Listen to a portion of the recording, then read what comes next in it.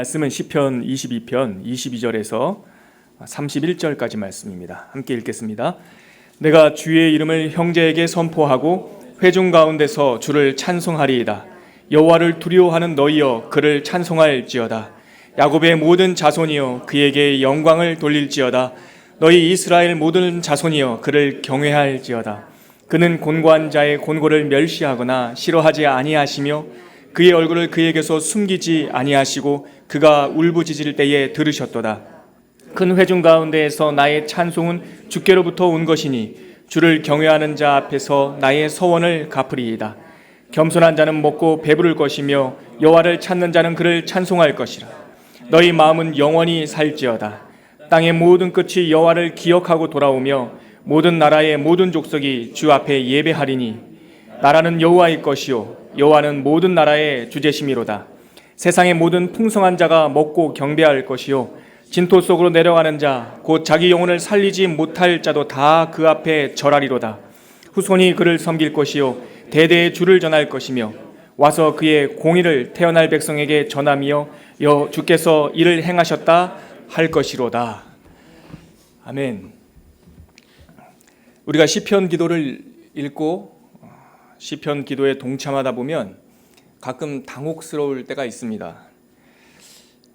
분명 탄식과 고통 가운데서 이 시편의 기도를 시작했는데 갑자기 그 맥락도 없이 이렇게 분위기가 전환되는 경우를 우리는 자주 목격합니다.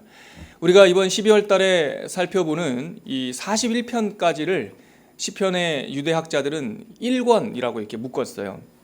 이 41편 중에서 제가 찾아보니까 26편이 고난이 모티브가 돼가지고 기도하고 노래한 내용이에요. 고난 때문에 시편이 시작이 됐다고요.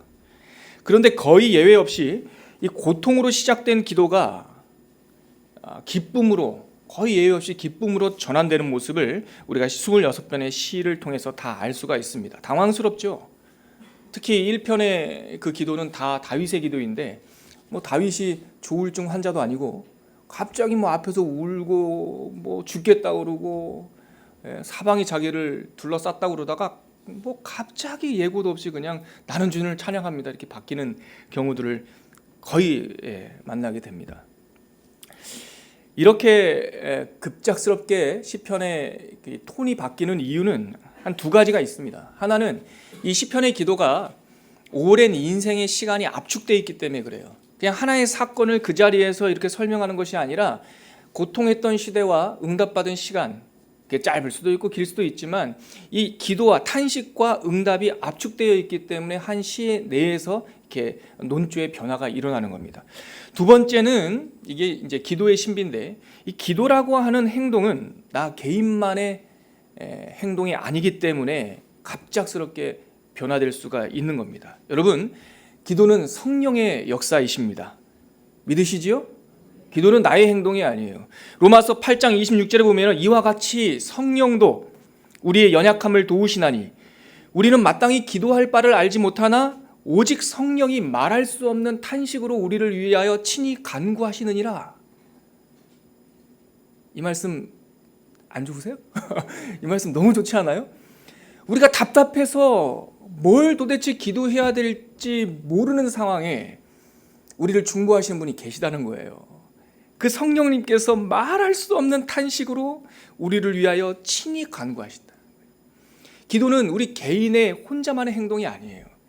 기도는 하나님과 성령님과 예수님 그리고 이 기도에 동참하는 기도의 형제자매들과 함께하는 본질상 공동체의 행동이에요. 그렇기 때문에 여러분, 성도들에게 기도가 불가능한 상황이란 없습니다. 단지 내가 그 기도에 의지적으로 동참하고 있던지 아니면 의지적으로 동참하고 있지 않던지 그 차이예요. 내가 너무 힘들어서 기도할 힘조차 없어 보여도 내 안에 계신 성령님께서는 이미 기도를 시작하신 것이죠. 이런 이유로 비록 고난과 고통 속에서 기도를 시작한다 할지라도 그 기도 속에서 그 기도를 이끌어 가시는 하나님을 우리가 만날 때 나의 상황과 상관없이 기도의 반전이 일어나는 겁니다.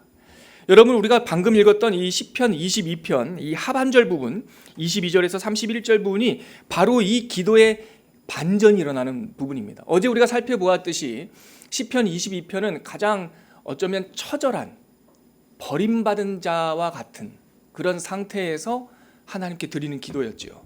근데 22절에 들어오면서 갑자기 하나님을 찬송하는 기도의 반전이 일어납니다.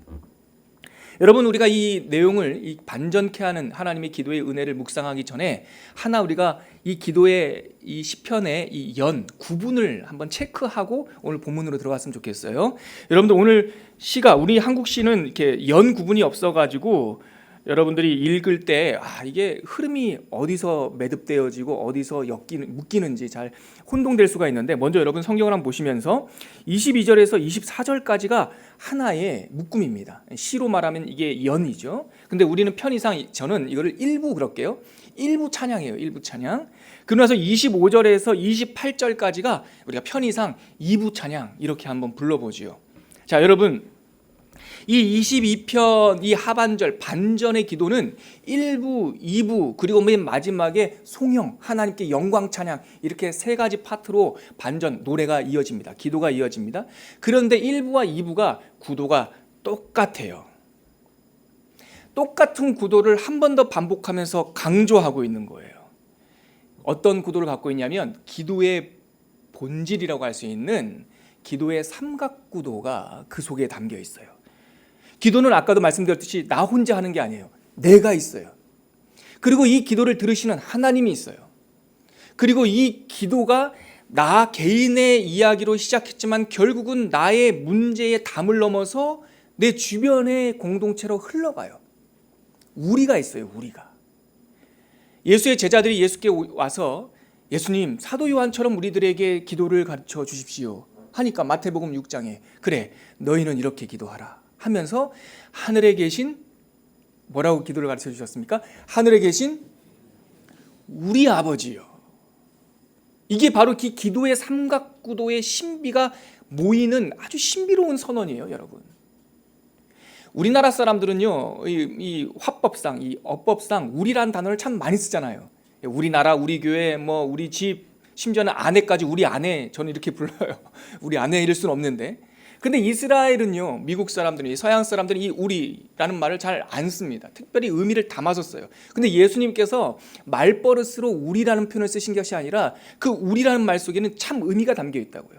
그러니까 하늘에 계신 우리 아버지 하는 순간 이 우리는 당신, 이 기도를 듣는 당신뿐만 아니라 이 기도를 하는 당신의 공동체, 그리고 이 기도를 알려주시는 누구가 포함됩니까? 누구요? 아니요.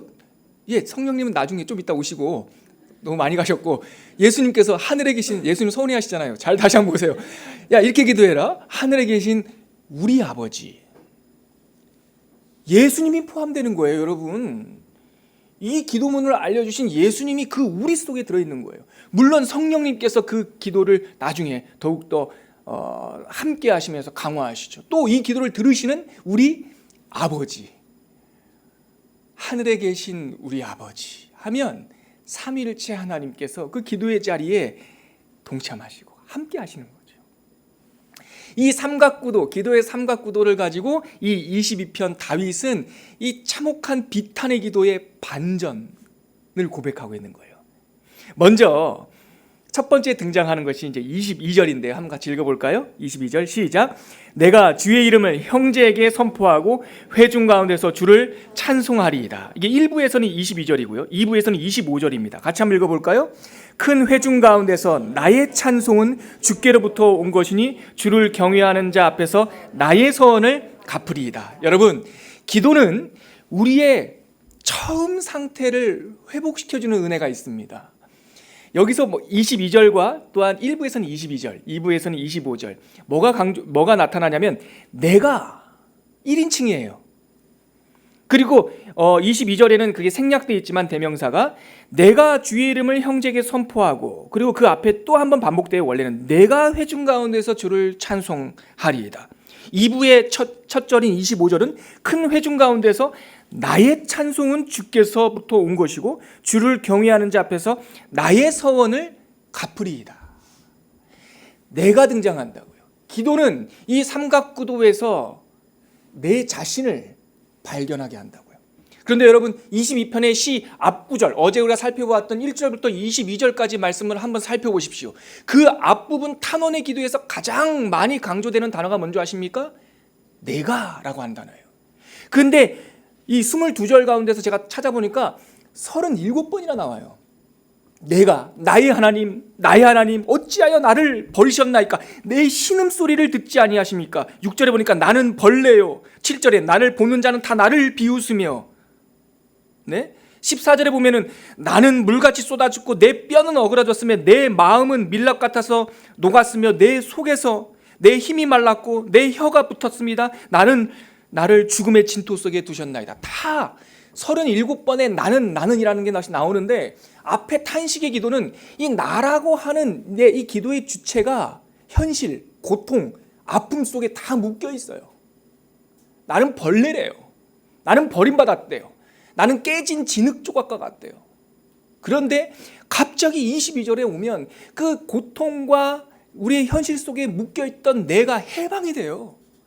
그래서 22절에 금방 읽었듯이 내가 주의 이름을 형제에게 선포할 거라고 하는 전도자의 자기의 모습을 회복하게 되고, 자기의 찬송, 25절에 보니까 자기의 찬송이 회복되게 되고, 주를 경외하는 자 앞에서 나의 서원을 갚으리로다, 이렇게 노래하는 거예요.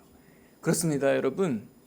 우리가 기도를 하게 되면 기도는 처음에 창조된 나의 본래 모습을, 처음 상태를 회복시켜 줍니다. 우리는 내 자신이 좋게 느껴지지 않을 때가 너무나 많아요. 특별히 세상 가운데서 실패하거나 거부당하거나 사람들이 나를 비난할 때 우리의 부족함을 절실하게 느끼죠. 이럴 때는 나 자신 속에 있는 하나님의 형상, 그 본래의 모습조차 까맣게 잊어버리고 자기는 마치 벌레처럼 느껴질 때가 있어요. 그래서 자기의 본래 하나님의 형상은 이 고통과 아픔이라고 하는 무거운 안개 속에 파묻힌 듯한 느낌이 들 때가 있어요. 슬픔이죠. 영적 침체죠. 이럴 때 기도는요, 동풍과 같아요. 답답한 먼지, 미세먼지로 가득한 서울시에 하나님께서 기도라고 하는 동풍을 확 불어주시면 그 미세먼지가 다 날아가 버리는, 기도에 들어가면 아픔과 상처와 슬픔과 좌절에 묻혀있던 창조되었던 본래의 나의 모습이 회복되는 은혜가 있습니다. 두 번째는, 이 기도는 아까도 말씀드렸지만 이 기도의 삼각구도에서 두 번째 다윗이 고백하는 것은 우리라고 하는 거예요. 우리가 읽어볼까요? 23절 같이 한번 읽겠습니다. 시작. 여호와를 두려워하는 너희여 그를 찬송할지어다. 야곱의 모든 자손이여 그에게 영광을 돌릴지어다. 너희 이스라엘 모든 자손이여 그를 경외할지어다. 1부에서는 23절이고요. 우리 2부 찬양에 가면 26절입니다. 같이 한번 읽어볼게요. 겸손한 자는 먹고 배부를 것이며 여호와를 찾는 자는 그를 찬송할 것이라. 너희 마음은 영원히 살지어다. 1부와 2부에서 두 번째 등장하는 기도의 삼각구도는 바로 너희라는 거예요. 여러분, 기도는 반드시 나의 담장을 넘어서 우리로 흘러갑니다. 우리가 이제 12월 달 한 달 다니엘 세일의 기도 시작하면서 왜 기도인가라는 제목으로 우리 조 목사님께서 이 시대에 가장 시급하게 필요한 은혜의 방편, 기도의 회복에 대해서 우리한테 메시지를 주시고 우리가 함께 기도하는 시간을 가질 텐데, 여러분, 세상의 이 종교적 기도, 다시 치성 드리는 기도, 기복적 무당 기도와 이 하나님께서 우리에게 주신 언어로서의 기도가 뭐가 다른 줄 아십니까? 세상의 무당 종교의 기도는 자기밖에 없어요. 자기 요청, 자기의 간구, 자기의 필요밖에 없다고요. 그런데 본질상 우리가 아까 예배를 시작하면서 하나님께 탄원하며 기도했지만, 청원하면서 기도했지만, 본질상 나는 왕 노릇하면 안 되는데 무당 종교에서는 자기가 왕 되고 싶다고 자꾸 기도하는 거예요. 왕이 될 수 없는 자가 왕되려 할 때 자기가 그 왕된 사람으로 착각하게 되는 거 아닙니까? 그러니까 본질의 자기를 잃어버리고 거기서 감옥 생활하는 거죠. 아니, 돈을 그 정도 가졌으면 되는데 더 달라고 그러면 결국 그것이 자기의 짐이 되지 않습니까? 근데 세상의 무당 종교는 그거 당신이 구하는 것이 당신의 영혼에게 참으로 좋은지 안 좋은지 구분하지 않아요. 생각이 없으니까, 인격이 없으니까 그냥 달라는 대로 기브 앤 테이크예요. 복채 갖고 오면 그냥 그것에 대해서 효능을 발휘하려고 해요. 실질적으로 능력이 없는데 성과만을 계속 주겠다라고 말해요. 도핑된 거죠. 도핑. 이거야말로 도핑이에요. 능력은 없는데 약물을 주입하는 거. 자기의 그릇 안에 갇혀서 물이 썩어버리는 거. 흐름이 없어요. 흐름이. 그러니까 기도하면 기도할수록, 세상 무당 종교는 간청하면 간청할수록 그 안이 더러운 것이 자꾸 쌓인다고요. 근데 하나님께서 우리에게 알려주시는 이 기도는 내 안에만 갇혀있는 것이 아니라 아까도 말씀드렸듯이 삼각구도의 흐름이 있다니까요. 숨쉰다니까요. 여러분, 살아있다고요. 이스라엘 땅에 하나님께서 실물 언어로 이 두 가지를 정확하게 우리에게 보여주셨어요. 이스라엘 땅에는 호수가 두 개가 있어요. 하나는 갈릴리 호수고 하나는 사해 바다예요. 그 두 가지가 딴 곳에 있는 것이 아니라 한 물줄기로 연결되어 있어요. 근데 생명이 살아 숨쉬는 갈릴리 바다는 들어오는 것을 흘러보낸다고요. 자기가 다 가둬놓지 않는다고요. 근데 그 갈릴리 바다가 흘러보낸 그 강줄기가 요단강이에요. 근데 그 밑에 있는 사해 바다는 받기만 해요. 받기만. 내보내질 않아요. 자기의 수준을 넘어서질 않아요.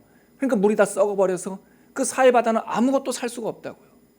본질상 기도는 자기의 문제 가운데서 시작하지만 그 가운데서 하나님을 만나면 하나님의 살아있는 생수의 움직임과 함께 많은 물소리로 흘러넘치는 거예요.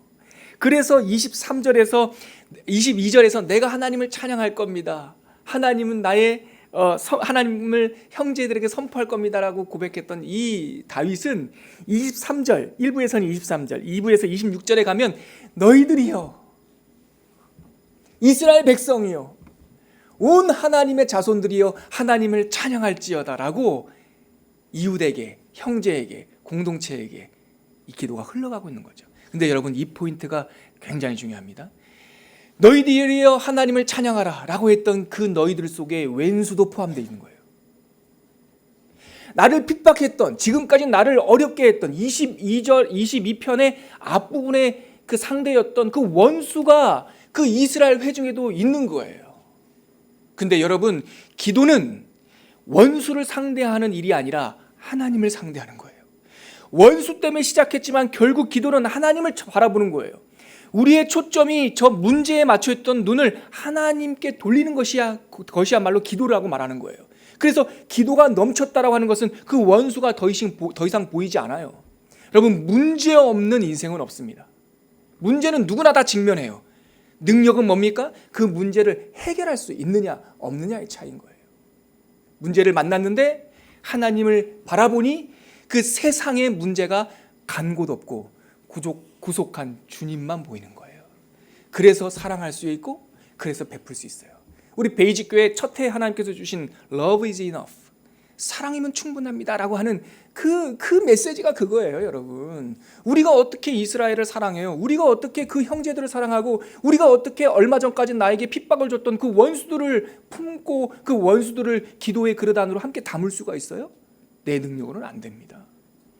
하나님을 상대하며 기도하면서 하나님의 사랑이 나에게 부어진 바 되었으니 그 사랑 때문에 이스라엘을 향해서, 이 답답한 현실을 향해서 희망을 노래하고 너희는 하나님을 찬양하라고 선언할 수가 있는 겁니다. 요즘 우리나라가 많이 어렵다고 그러잖아요. 여러분, 기도하십시오. 또 함께 아파하십시오. 그러나 성도들은 함께 아파하는 것으로 끝나면 안 돼요. 복음을 아는 예수님 믿는 사람들은 아픔 속에 항상 끝자락에선 희망을 얘기해야 돼요.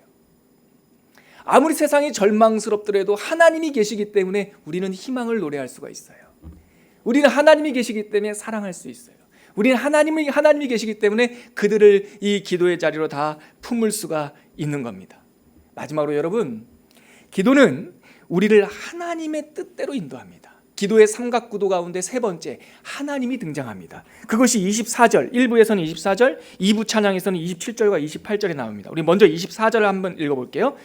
그는 곤고한 자의 곤고를 멸시하거나 싫어하지 아니하시며 그의 얼굴을 그에게서 숨기지 아니하시고 그가 부르짖을 때에 들으셨도다. 지금 누가 등장합니까? 기도에서 그는 여호와께서 등장하고 계신 겁니다. 우리 2부 찬양 27절과 28절 한번 읽어볼까요? 시작. 땅의 모든 끝이 여호와를 기억하고 돌아오며 모든 나라의 모든 족속이 주의 앞에 예배하리니 나라는 여호와의 것이요 여호와는 모든 나라의 주제심이로다. 내가 등장했고 기도는 내가 참 나를 발견하고 기도는 나의 문제를 넘어 이웃에게 흘러가고 기도의 마지막으로 기도는 우리를 하나님께로 인도한다는 거예요. 기도의 마지막은 여호와는 이라고 마치는 거예요. 세상을 때문에 기도가 시작되었고 그 기도가 나의 마음속에 슬픔이 되어서 슬픔 때문에 아파하고 있지만 결국은 기도 가운데 하나님을 만나면 모든 성도의 기도는 저와 한번 따라 하시겠습니까? 여호와는 이게 우리 기도의 마침이에요.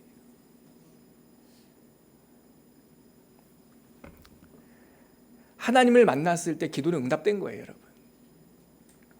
우리의 간구가 그대로 하나님께서 시행하셔야지만 하나님 심부름센터가 아니지 않습니까? 우리의 간구가 시행되었기에 응답받았다라고 말하지 않아요. 우리 예수 믿는 사람들은. 기도 가운데 들으시는 하나님을 만나면 응답된 거예요.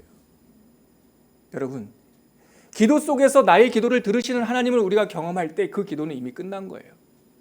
하나님께서 당장 혹은 늦추시거나 혹은 변경하시거나 그의 응답은 다양하시지만 들으시는 하나님을 만나는 순간, 아버지의 품에 안기는 순간 그 아이는 곤고할 일이 없는 거예요.